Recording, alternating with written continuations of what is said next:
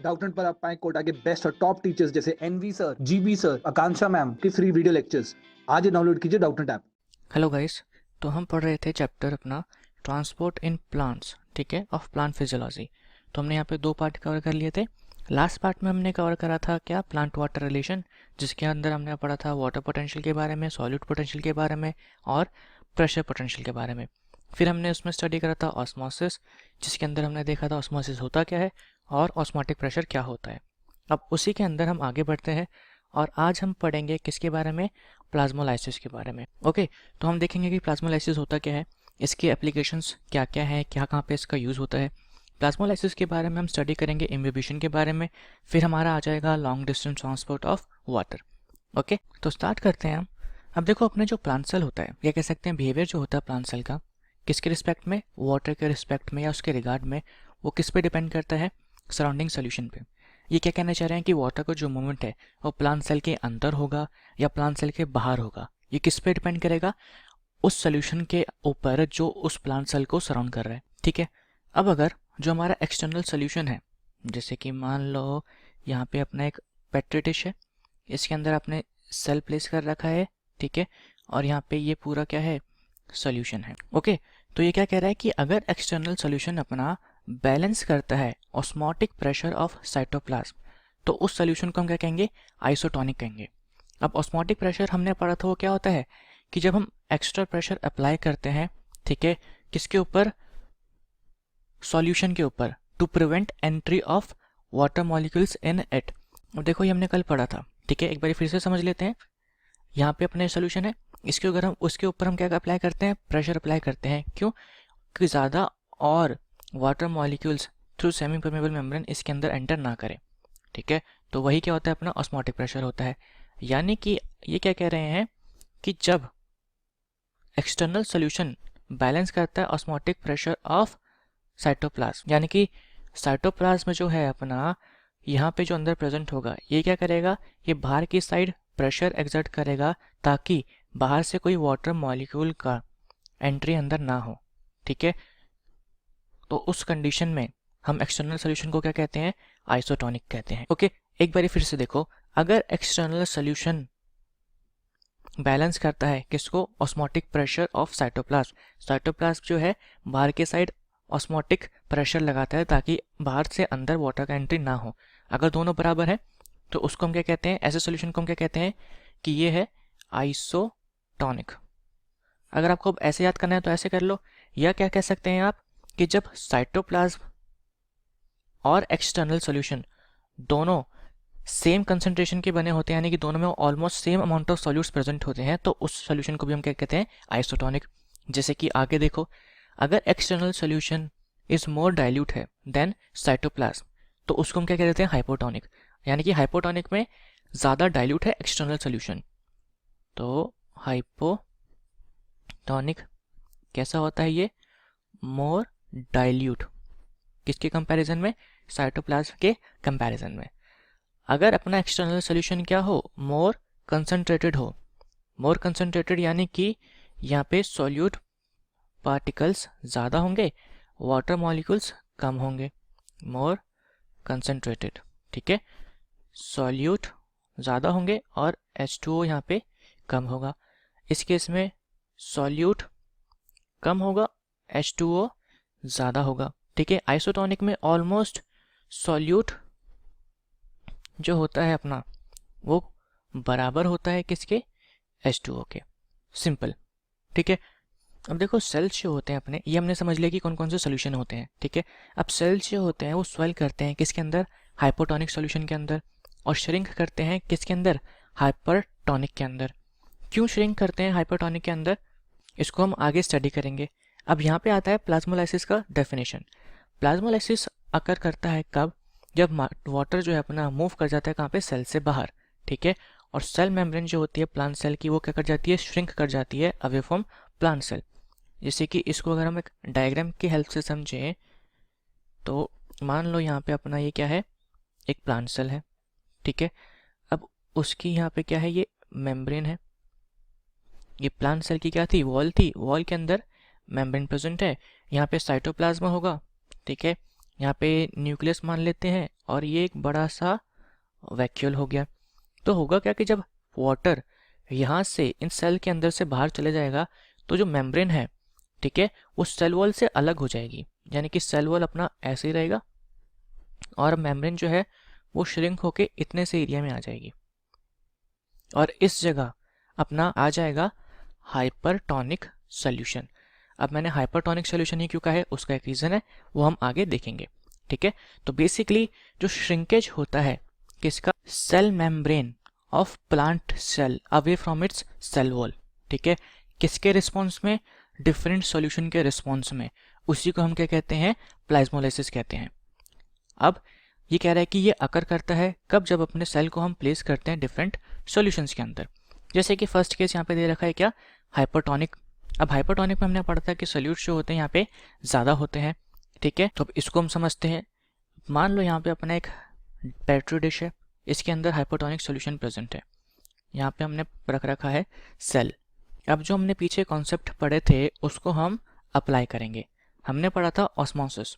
Osmosis में क्या था कि डिफ्यूजन हो रहा था थ्रू सेमी परमेबल मेम्ब्रेन, ठीक है, और कहाँ से, हाई वाटर पोटेंशियल से लो वाटर पोटेंशियल की साइड। अब वाटर पोटेंशियल अपना डायरेक्टली प्रोपोर्शनल था किसके, कंसंट्रेशन ऑफ H2O मॉलिक्यूल्स, ठीक है। तो बाहर सॉल्यूट्स ज़्यादा हैं, यानी कि यहाँ पे सॉल्यूट्स ज़्यादा हैं, दैट मीन्स कि यहाँ पे वाटर पोटेंशियल अपना कैसा होगा, लो होगा, और सेल के अंदर सॉल्यूट्स कम है, दैट मीन्स कि यहाँ पे वाटर पोटेंशियल हाई होगा, ठीक है। तो अब वाटर जो है हमारा वो मूव करेगा कहाँ से, सेल के अंदर से बाहर की साइड, ठीक है, यानी कि सॉल्यूशन में। तो अल्टीमेटली अब सेल के अंदर क्या प्रेजेंट होती है, सेल मेम्ब्रेन। अब सेल मेम्ब्रेन क्या है, बेसिकली सेमी परमेबल है, तो हम कह सकते हैं कि ये क्या हो रहा है, ऑस्मोसिस, ठीक है। और इस ऑस्मोसिस की वजह से अपना जो प्रोटोप्लाज्म होगा वो क्या कर जाएगा, श्रिंक कर जाएगा, या कह सकते हैं सेल मेम्ब्रेन जो होगी सेल वॉल से अलग होकर श्रिंक कर जाएगी, तो वो क्या हो गया, अपना प्लाज्मोलाइसिस हो गया, ओके। और यहाँ पे वाटर जो बाहर जा रहा है, इसलिए इसको हम क्या कहते हैं, एक्सो ऑस्मोसिस, ठीक है, या एक्सोस्मोसिस। अगर वाटर बाहर से अंदर आता तो उसको हम क्या कहते हैं, एंडोस्मोसिस। तो देखो अब यहाँ पे भी वही लिखा है कि वाटर मूव करता है कहाँ पे, आउट। अब सबसे पहले वाटर जो है अपना कहाँ से निकलेगा, साइटोप्लाज्म से, क्योंकि सबसे ज़्यादा पानी वहाँ पे प्रेजेंट होता है। फिर उसके बाद निकलेगा कहाँ से, वैक्यूल से, ओके। अब जब वाटर अपना बाहर चले जाता है तो इस वजह से अपना प्रोटोप्लाज्म जो है वो क्या कर जाता है, श्रिंक कर जाता है फ्रॉम वॉल्स, ठीक है। और ऐसे सेल्स को हम क्या कहते हैं, प्लाज्मोलाइज्ड सेल कहते हैं। सिंपल जो हमने एक्सप्लेन करा भी वही हो रहा है। आगे इन्होंने बोला देखो, द मूवमेंट जो हो रहा है वाटर का कहाँ से हो रहा है, across the membrane from high water potential to area of low water potential. तो ये भी हमने आपको एक्सप्लेन कर दिया है कि हाई वाटर पोटेंशियल कहाँ पे है और कम कहाँ पे है, ठीक है। अब यहाँ पे एक क्वेश्चन आ रखा है इंपॉर्टेंट, और ये सेम क्वेश्चन पता है एग्जाम में बहुत बारी आया हुआ है, क्या कि what occupies the space between cell wall and shrunken protoplast in plasmolysed cell. यानी कि मान लो यहाँ पे अपना ये सेल वॉल है, ठीक है, और अपना जो प्रोटोप्लाज्म है वो श्रंक करके इतना सा हो गया है। तो ये जो स्पेस है, ये पूरा स्पेस है किसके बीच में, सेल वॉल के बीच में और प्रोटोप्लाज्म के बीच में, इसको कौन ऑक्यूपाई कर लेता है, ठीक है। तो अब जाहिर सी बात है कि अपना जो वाटर मॉलिक्यूल्स थे वो यहाँ से, यानी कि अपने मेम्ब्रेन से कहाँ पे चले गए, बाहर चले गए, सेल के थ्रू बाहर चले गए। तो बाहर जो सॉल्यूशन अपना हाइपोटोनिक सॉल्यूशन प्रेजेंट था वही क्या करेगा, वो यहाँ पे आ जाएगा। तो हम कह सकते हैं कि ये स्पेस जो है वो कौन ऑक्यूपाई कर लेता है, हाइपरटोनिक सॉल्यूशन। अब हम आगे स्टडी करते हैं। अब ये कह रहा है कि जब हम सेल को प्लेस करते हैं किसके अंदर, आइसोटोनिक सॉल्यूशन के अंदर, तो यहाँ पे कोई भी नेट फ्लो ऑफ वाटर नहीं होता इनसाइड और आउटसाइड, ठीक है। ये हमने देखा था, क्यों, क्योंकि आइसोटोनिक सॉल्यूशंस जो होते हैं इनका कंसंट्रेशन सिमिलर होता है साइटोप्लाज्म की तरह। डेट मीन्स कि दोनों का वाटर पोटेंशियल कैसा होगा, सेम सेम होगा। अब वो वाटर पोटेंशियल सेम है तो नेट मूवमेंट भी नहीं होगा, ठीक है। और हमने क्या कहा था कि जो ऑस्मोटिक प्रेशर होता है किसका, साइटोप्लाज्म का, वो उसको बैलेंस कर देता है, किसके, बाहर वाले जो अपने एक्सटर्नल सोल्यूशन है उसको बैलेंस कर देता है, जिसकी वजह से वो एंटर नहीं कर पाता, ओके। अब ये क्या कह रहे हैं कि जब वाटर फ्लो करता है इन सेल्स के अंदर, ठीक है, या out of the cells are in equilibrium, यानी कि जब ऐसे सेल्स के अंदर वाटर फ्लो करता है जो इक्विलिब्रियम में होते हैं, इन और आउट। अब नेट मूवमेंट नहीं हो रहा, यानी कि पानी बाहर नहीं जा रहा पूरा का पूरा, ना अंदर आ रहा है, बट मूवमेंट जो होता है थोड़ा बहुत वाटर का होता है, ठीक है। नेट मूवमेंट नहीं हो रहा है यहाँ पे, नेट मूवमेंट क्या है, जीरो है। तो ऐसे सेल्स को हम क्या कहते हैं, फ्लैसिड कहते हैं। आगे बढ़ते हैं। अब ये कह रहे हैं कि जो प्लाज्मोलाइसिस है अपना वो रिवर्सिबल है। रिवर्सिबल यानी कि अगर आपने कोई सेल प्लाज्मोलाइज्ड हो गया है तो उसको वापस ठीक किया जा सकता है, उसके श्रिंकेज को वापस सही किया जा सकता है, ठीक है। कैसे? अब आप इस सेल्स को प्लेस कर दो किसके अंदर, हाइपोटोनिक सोल्यूशन के अंदर। अब हाइपोटोनिक सोल्यूशन का केस क्या होगा, यहाँ पे अपना एक पेट्री डिश गैस सेल है।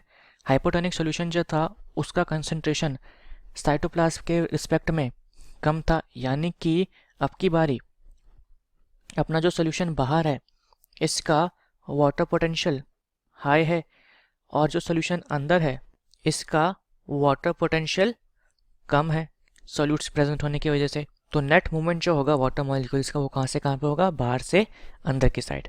और अल्टीमेटली ये सारा पानी जो है, ठीक है, अब सेल वॉल और प्लाज्मा मेम्ब्रेन के बीच में तो रहेगा नहीं, ये सेल मेम्ब्रेन के बीच में तो रहेगा नहीं, सारा कहाँ पे चले जाएगा, पहले साइटोप्लाज्म से फिर वैक्यूल्स के अंदर, और अल्टीमेटली अपना जो सेल था वो पहले जैसे हो जाएगा, ठीक है। अब होता क्या है, जैसे ही वाटर डिफ्यूज करता है इन सेल्स के अंदर, तो जो साइटोप्लाज्म होता है अपना, ठीक है, वो प्रेशर बिल्ड करता है किसके अगेंस्ट, वॉल के अगेंस्ट।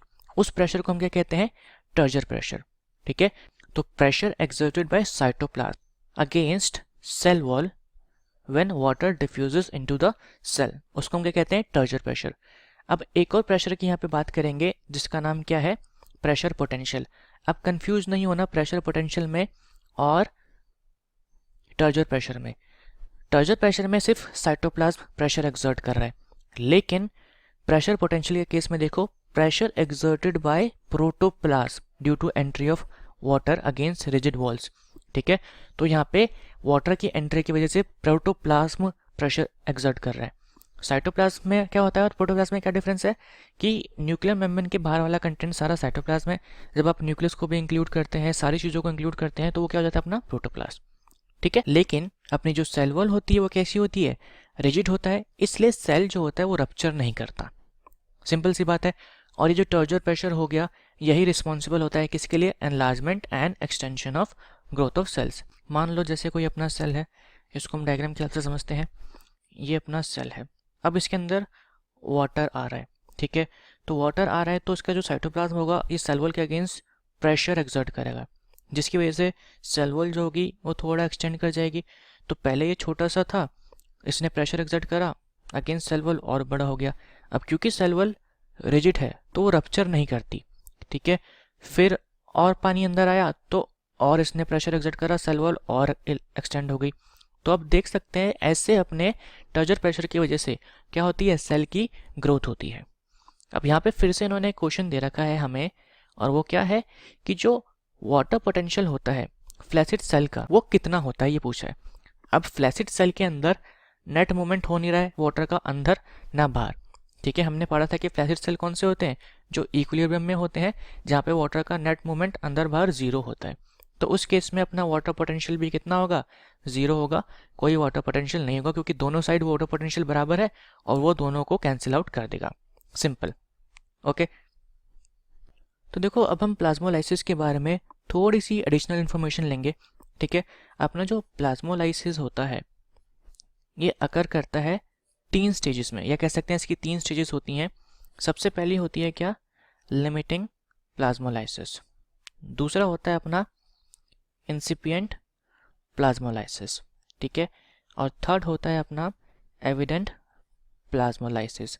अब ये एनसीईआरटी में तो दे नहीं रखा, लेकिन प्रीवियस ईयर के क्वेश्चंस में से कुछ ऐसे क्वेश्चन पूछे गए हैं जो इस टॉपिक से रिलेटेड है, इसलिए हमें ये स्टडी करना पड़ेगा, ठीक है। अब लिमिटिंग प्लाज्मोलाइसिस में क्या होता है, वाटर का मोमेंट जस्ट स्टार्ट ही हुआ होता है, ठीक है। यहाँ पे वैक्यूल का जो साइज है वो रिड्यूस होना स्टार्ट हो जाता है, यानी कि यहाँ पे हम कह सकते हैं कि एग्जॉस्मोसिस ये स्टार्ट हो गया है। इस केस में अपना जो प्रेशर पोटेंशियल होता है, और वी कैन से टर्जर प्रेशर जो होता है, ये डिक्रीज कर जाता है टू 0। अब हमने पीछे पढ़ा था कि टर्जर प्रेशर क्या होता है, प्रेशर एक्सर्टेड बाय साइटोप्लाज्म, ठीक है, किसके अगेंस्ट, सेल वॉल के अगेंस्ट, किसकी वजह से, जब वाटर मॉलिक्यूल्स अपने अंदर डिफ्यूज़ करते हैं उस वजह से। तो बेसिकली टर्जर प्रेशर जो है अपना फंक्शन है किसका, वाटर मॉलिक्यूल्स का। जितना ज़्यादा सेल के अंदर क्या होंगे, वाटर मॉलिक्यूल्स होंगे, ठीक है, उतना ज़्यादा क्या होगा अपना टर्जर प्रेशर होगा, या टर्जर प्रेशर एक्सर्टेड बाय साइटोप्लाज्म होगा। ठीक है, ऐसे प्रेशर पोटेंशियल, जितने ज़्यादा वाटर मॉलिक्यूल्स होंगे उतना ही ज़्यादा प्रेशर पोटेंशियल होगा। ठीक है, यानी कि प्रेशर एक्सर्टेड बाय प्रोटोप्लास्ट। तो अब वाटर मॉलिक्यूल्स क्या है, वैक्यूल से निकल के बाहर जा रहे हैं। डेट मीन्स कि टर्जर प्रेशर जो कि पहले क्या था, पॉजिटिव था, अब वो क्या हो गया है, 0 तक पहुंच गया है। ठीक है, इंसिपिएंट प्लाज्मोलाइसिस पे आते हैं। यहाँ पे अपना टर्जर प्रेशर बेसिकली हो जाता है नेगेटिव। अभी मैं आपको सिर्फ इंपॉर्टेंट चीज़ें बता रहा हूँ, क्योंकि एग्जाम में क्वेश्चन ये आते हैं कि इंसिपिएंट प्लाज्मोलाइसिस के केस में टर्जर प्रेशर कैसा होता है, लिमिटिंग के केस में क्या होता है, और एविडेंट के केस में क्या होता है। ठीक है, अब आप इंसिपिएंट को समझ ही गए होंगे। अकॉर्डिंग टू लिमिटिंग इसके अंदर क्या होगा, पानी जो है और बाहर चले जाएगा। ठीक है, और यहाँ पे प्रोटोप्लास्ट जो होता है उसका कॉन्ट्रैक्शन स्टार्ट हो जाता है। Protoplast contraction begins. ठीक है, किससे, फ्रॉम सेल वॉल। और कॉन्ट्रैक्शन जो होता है ये स्टार्ट करता है कहाँ से, कॉर्नर्स से। ऐसा नहीं है कि बीच में से स्टार्ट कर जाएगा, कॉर्नर्स से स्टार्ट करेगा। आते हैं हम लास्ट स्टेज पे, एविडेंट प्लाज्मोलाइसिस पे। तो यहाँ पे अपना टर्जर प्रेशर मोर नेगेटिव हो जाता है। तो एग्जाम में सीरीज भी दे सकते हैं कि लिमिटिंग, इंसिपिएंट और एविडेंट प्लाज्मोलाइसिस की जो स्टेज होती हैं इसको according to their turgor pressure arrange करो, किसका सबसे कम है किसका सबसे ज़्यादा है। ओके, यहाँ पे प्रोटोप्लास्ट कंप्लीटली कॉन्ट्रैक्ट हो जाता है। यहाँ पे कैसा था, बिगिन करा था, यहाँ पे कंप्लीटली कॉन्ट्रैक्ट हो चुका है, और कैसा हो जाता है, नियरली राउंडेड। ओके, तो ये आपको याद रखना है। अब एग्जाम में कभी कभी पूछते हैं कि एप्लीकेशन क्या है प्लाज्मोलाइसिस का। तो देखो, आपने देखा होगा कि जब हम पिकल प्रिपेयर करते हैं, या हमारी मॉम जो है वो पिकल प्रिपेयर करती हैं, तो पिकल के अंदर बहुत सारा सॉल्ट डालती हैं। ठीक है, या जैम्स वगैरह प्रिपेयर जो होते हैं इसके अंदर बहुत सारा शुगर होता है। अब ये जो सॉल्ट और शुगर है ये बेसिकली कंट्रीब्यूट करता है टू हाइपरटोनिक एनवायरनमेंट। ये क्या क्रिएट कर देता है उसके अंदर, हाइपरटोनिक एनवायरनमेंट। अब जैसे ही कोई भी बैक्टीरियल सेल, कोई भी अपना बैक्टीरियल सेल इस पिकल के अंदर या जैम के अंदर एंटर करता है, तो उसमें क्या हो जाता है, प्लाज्मोलाइसिस हो जाता है, और अल्टीमेटली हो जाती है उसकी डेथ। ऐसे ही अपने जो वीड्स होते हैं उसके अराउंड फार्मर्स क्या करते हैं, सॉल्ट का स्प्रे कर देते हैं, जिसकी वजह से एक हाइपरटोनिक एनवायरनमेंट क्रिएट हो जाता है, और वीड्स के जो सेल्स होते हैं, वीडिसाइड जो प्लांट होते हैं अपने, उसके सेल्स की डेथ हो जाती है, अल्टीमेटली पूरा वीड जो है वहाँ से डिस्ट्रॉय हो जाता है। तो ये कुछ एग्जाम्पल्स है जो आपको याद रखने हैं। एग्जाम में ये स्टेटमेंट की फॉर्म में दे देंगे और पूछेंगे कि ये किसका एप्लीकेशन है, प्लाज्मोलाइसिस, डिफ्यूजन, ऑस्मोसिस। ठीक है, तो आपको आंसर करना पड़ेगा क्या, प्लाज्मोलाइसिस। अब वापस आते हैं हम एनसीईआरटी पे। तो अब यहाँ पे बस देखो, प्लाज्मोलाइसिस का अपने एक लास्ट टर्म रहता है, वो है डी प्लाज्मोलाइसिस। अब डी प्लाज्मोलाइसिस क्या है, हमने अभी पढ़ा था कि अपना जो प्लाज्मोलाइसिस है वो एक रिवर्सिबल प्रोसेस है। यानी कि जब प्लाज्मोलाइसिस सेल वापस कैसा हो जाता है, नॉर्मल हो जाता है। कब, जब उसको हम हाइपोटोनिक सोल्यूशन में प्लेस करते हैं। ठीक है, तो उसी प्रोसेस को हम कहते हैं डी प्लाज्मोलाइसिस। ठीक है, अब स्टार्ट करते हैं हम अपने इस टॉपिक के लास्ट सब टॉपिक से, जो कि है इम्बिबिशन। अब इम्बिबिशन जो है अपना, ये क्या है, एक स्पेशल टाइप ऑफ डिफ्यूजन है। ठीक है, क्यों, क्योंकि यहाँ पे वाटर जो है वो किस में डिफ्यूज करता है, सॉलिड्स में डिफ्यूज करता है, और वी कैन से कोलाइड्स में डिफ्यूज करता है, जिसकी वजह से उनकी वॉल्यूम जो है इंक्रीज कर जाती है। तो यहाँ पे देखो मेंशन भी कर रखा है कि वाटर जो है अपना इज एब्जॉर्ब्ड बाय सॉलिड्स। अब इसका बेसिक्स एग्जांपल आप दे सकते हैं, वो क्या है, सीड का और ड्राईवुड का। अब जैसे कि आपने कभी देखा होगा कि जब बहुत ज़्यादा रेनी सीजन होता है तो जो अपनी वुड्स होती हैं वो स्वेलअप कर जाती हैं। क्यों, क्योंकि वाटर जो है बेसिकली उस पर इम्बाइब हो जाता है, यानी कि वो कह सकते हैं वाटर को इम्बाइब कर लेती हैं, या कह सकते हैं डिफ्यूजन हो जाता है। ठीक है, तो यही उसका रीज़न था। अब ये कह रहे हैं कि जो प्रेशर होता है produce by this swallowing of would, इसको प्रीहिस्टोरिक टाइम्स में मैन ने बहुत अच्छे तरीके से यूटिलाइज करा रॉक्स को स्प्लिट करने के लिए। ठीक है, उन्होंने क्या करा कि रॉक्स के ऊपर वो लोग पानी डालते रहे, बहुत टाइम तक उन्होंने पानी डाल के छोड़ दिया। अब रॉक्स ने क्या करा, उस वाटर को इम्बाइब कर लिया। ठीक है, इम्बाइब करने की वजह से उनके अंदर प्रेशर डेवलप हो गया, और जैसे ही फिर उन्होंने उसको ब्रेक करने की कोशिश करी फिर से, तो पहले के कंपैरिजन में इजीली ब्रेक हो गया। सेम होता है सीडलिंग के लिए। जैसे ही अपना सीड वाटर को इम्बाइब करती है, उसके अंदर प्रेशर डेवलप होता है, जिसकी वजह से सीडलिंग जो होता है सीड्स में से क्या कर जाता है, एमर्ज आउट कर जाता है। ओके, तो यहाँ पे यही लिखा हुआ है कि इम्बिब्यूशन क्या है अपना, है डिफ्यूजन है, क्योंकि वाटर जो है यहाँ पे भी मूव कर रहा है कहाँ पे, अलोंग कंसंट्रेशन ग्रेडियंट। एक है अपना सॉलिड। अब सॉलिड के अंदर तो बिल्कुल भी वाटर है ही नहीं, ठीक है। और एक अपना क्या है, बाहर मॉइस्चर है, और मॉइस्चर में तो वाटर ही वाटर है, कह सकते हैं लिक्विड है, उसके अंदर वाटर ही वाटर है। तो पानी जो है अपना इस लिक्विड से डिफ्यूज कर रहा है किसके अंदर, सॉलिड के अंदर, जो कि कहाँ पे हो रहा है, अलोंग दी कंसंट्रेशन ग्रेडियंट, ठीक है। तो भी क्या है अपना, एक टाइप ऑफ डिफ्यूजन है। बस यहाँ पे एक अपना जो सब्सटेंस है, ठीक है, वो कौन सा है, सॉलिड है। अब आगे इन्होंने वही बता रखा है जो हमने अभी बताया कि सीड्स जो होते हैं, ठीक है, और अदर सच मटेरियल जो होते हैं उनके पास ऑलमोस्ट वाटर होता ही नहीं है, इसलिए ये वाटर को और इजीली अब्जॉर्ब कर लेते हैं, जो कि हमने अभी बताया, ठीक है। और वाटर पोटेंशियल ग्रेडियंट जो होता है किसके बीच में, एब्जॉर्बेंट के बीच में। एब्जॉर्बेंट कौन से होते हैं, जो वाटर को एब्जॉर्ब करते हैं, यानी कि इम्बाइब करते हैं, तो ये हो गए एब्जॉर्बेंट, ठीक है। तो एब्जॉर्बेंट के बीच में और लिक्विड के बीच में जो इम्बाइब्ड होता है वो एसेंशियल होना जरूरी है। अगर इन दोनों के बीच में ग्रेडियंट नहीं होगा तो वाटर मूव नहीं करेगा। और दूसरा इंपॉर्टेंट क्राइटेरिया कि इन दोनों के बीच में एफिनिटी भी होनी चाहिए। किसके बीच में, एब्जॉर्बेंट के बीच में और लिक्विड के बीच में। अगर एफिनिटी नहीं हुई तो फिर इम्बिबिशन नहीं होगा, ठीक है। तो यहाँ पे अपना होता है इम्बिबिशन कंप्लीट। आने वाली वीडियो यानी कि अपने पार्ट 4 में हम स्टडी करेंगे किसके बारे में, लॉन्ग डिस्टेंस ट्रांसपोर्ट के बारे में। देखेंगे कि लॉन्ग डिस्टेंस ट्रांसपोर्ट होता कैसे है, ठीक है। फिर उसके बाद यहाँ पे हम देखेंगे कि वाटर कैसे एब्जॉर्ब करता है प्लांट, एब्जॉर्ब करने के बाद उसको फिर ये ट्रांसपोर्ट कैसे करता है, ठीक है। तो हम ये अपनी नेक्स्ट वीडियो में स्टडी करेंगे।